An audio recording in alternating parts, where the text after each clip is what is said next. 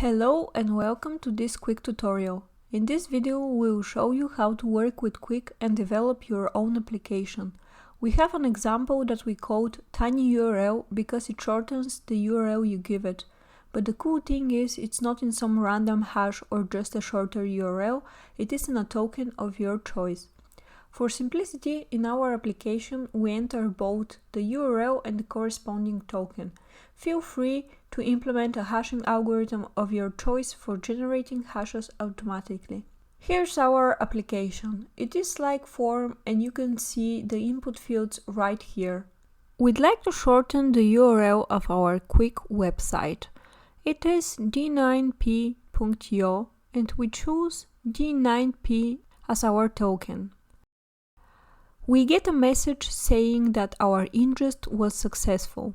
We want every token that we choose to be only for one URL, so Quick should support this functionality of immutability.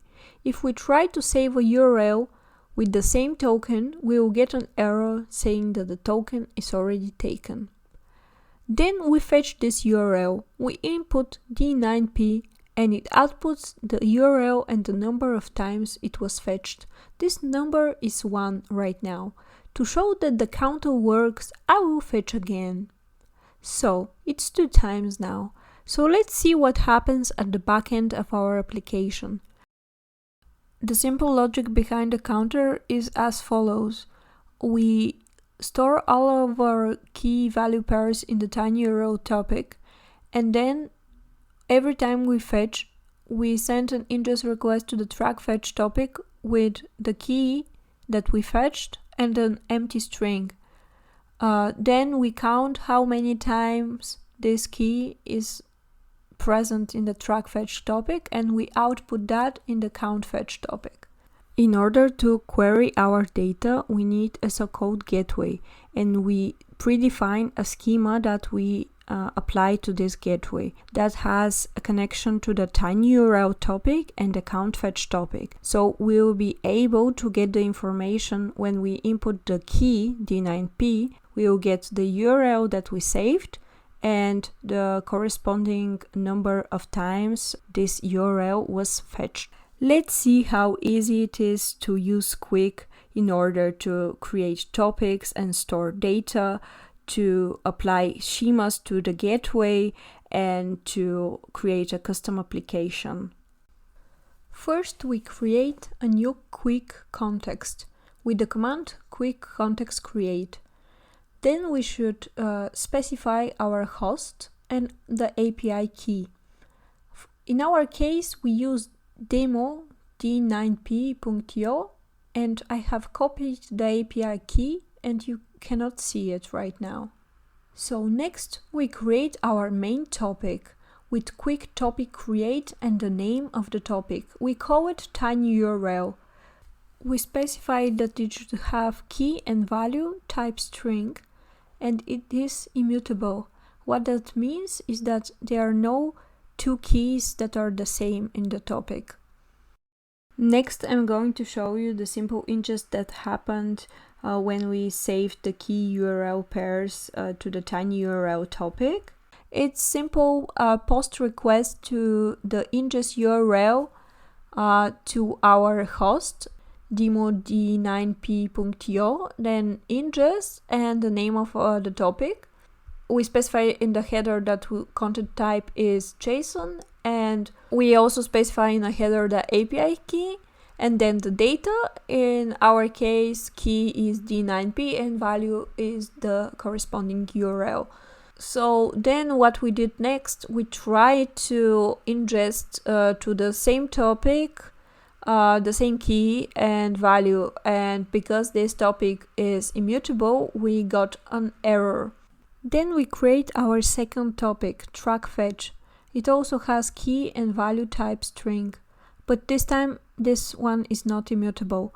We will need it to create the counter later. Every time we fetched, an ingest was made to the track fetch topic. The headers of this request are the same, and the data has key d9p and value empty string. So our third topic is count fetch, and this time the key is string but the value is long. How do we create this counter? We use quick app deploy and the name of our application. We call it TinyURL counter. Then we should specify the registry from where we gonna take the image, and our registry is the Google Cloud registry from Bagdata, and the image is TinyURL counter that we already pushed. So the version we want is 100, and the arguments we specify are the input topic, that is track fetch, and the output topic, that is count fetch. Productive is set to false. More about the counter application and the code behind it later in this video. So now what we need to query our data is a so-called gateway. So we use the command quick gateway create, and we specify the name of the gateway, in our case TinyURL gateway. In order to query our data, we should specify a GraphQL schema. So our GraphQL schema looks like this. We have a query that is with the name fetchURL, and as argument we should give the token. And then it outputs an object of type TinyURL that is created by us.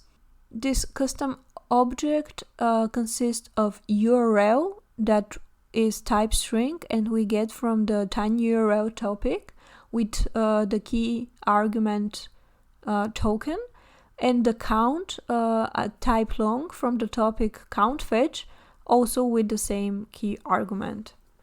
So we apply this schema to the gateway with quick gateway apply. So next I'm going to show you how to query the data using a GraphQL interface. So basically that happens every time we fetch. We query the data from the topic through this gateway. You can use whatever GraphQL interface you want. I'm using Altair GraphQL client right now. So I'm gonna write the GraphQL query that we defined at the beginning. We write query and then the name, that was fetchURL, then as argument the token, D9P, and then the fields of TinyURL object, URL, and count. We sent a request with this query to the URL you see above.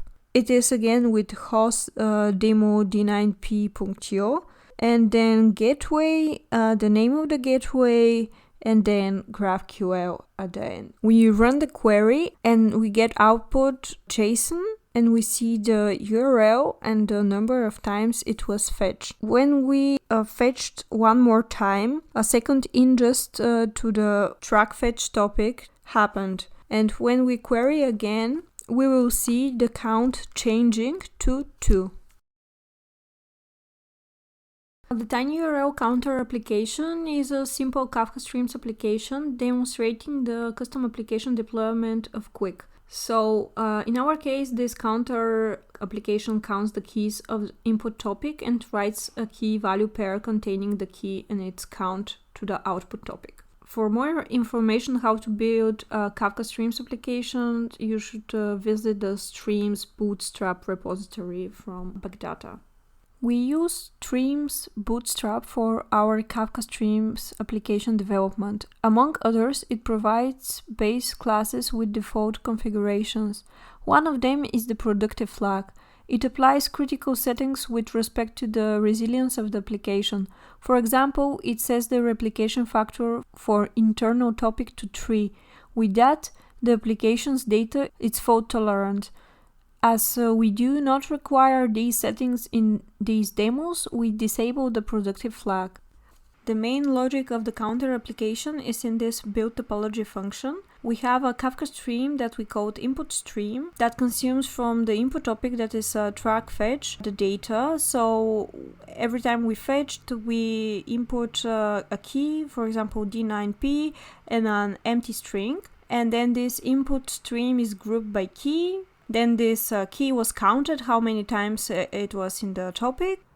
Then data was produced to the output topic count fetch with the key, in this example D9P, and the number of times this key was in the topic. So when we queried the key D9P, we got 2 times, because that was the number that was outputted to the count fetch topic. So basically this is it. We are making an image, a Docker image, that is stored in our registry, and we do this with a zip, with a Gradle project. And we are building an image and we can see that it was successfully made. So you saw when we deployed the app that we should specify the registry, the image name, the version, and you can always use your own Docker registry and push your images there. In this video, we talked about how you can make your own application using Quick and how to deploy your Kafka Streams application. Thank you for watching.